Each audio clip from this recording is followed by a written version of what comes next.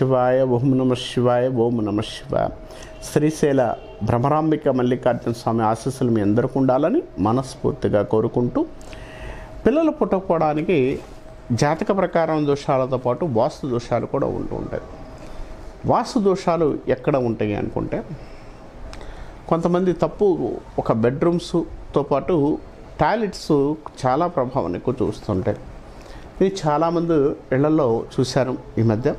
తర్వాత చాలామంది దగ్గరికి వెళ్ళి నేను పరిశోధించిన దాని ప్రకారం, అంటే వాస్తు ప్రకారం నేను కొన్ని విషయాలు పరిశోధిస్తూ ఉంటాను.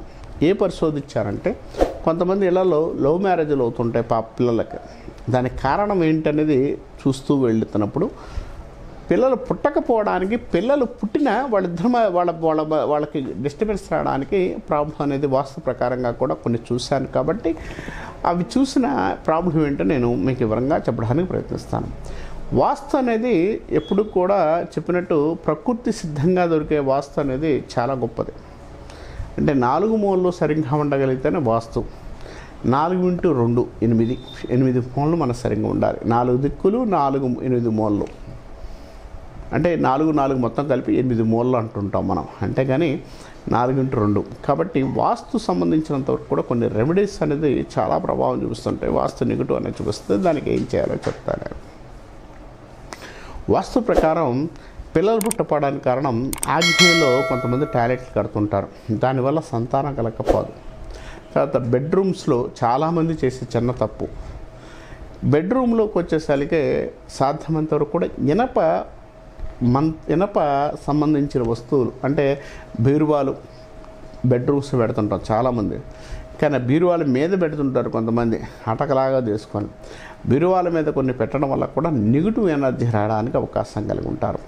తర్వాత ఉండాల్సిన చోట ఉండడం కన్నా, అంటే ఆ టాయిలెట్స్ కానీ ఉండాల్సిన చోట ఉండకుండా వేరే చోట ఉండడం వల్ల, అంటే వాయుమూలలో ఉంటే టాయిలెట్స్ చాలా మంచిది. ఆగ్నేయ మూలలో ఉంటే కొంత ఇబ్బంది కలిగించడానికి, సంతాన విషయంలో ప్రెగ్నెన్సీ నిలపోవడానికి, కుజదోష నివారణ, కుజదోషాల వల్ల ప్రెగ్నెన్సీ పోవడానికి ఇబ్బంది కలిగించడానికి అవకాశం ఉంటుంది.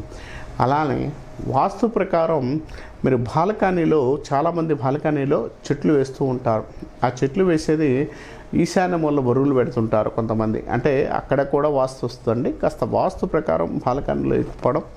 తర్వాత సాధ్యమైనంత వరకు కూడా బాల్కనీలో కొంతమంది చేసే తప్పు ఏంటంటే, బెడ్షీట్లు లేకపోతే ఇంకోటి కొన్ని అంటే మన ఇన్నర్ వేర్స్, అంటే సాధ్యమైనంత వరకు కూడా లోదుస్తువులు ఎక్కువగా ఆరేస్తూ ఉంటారు.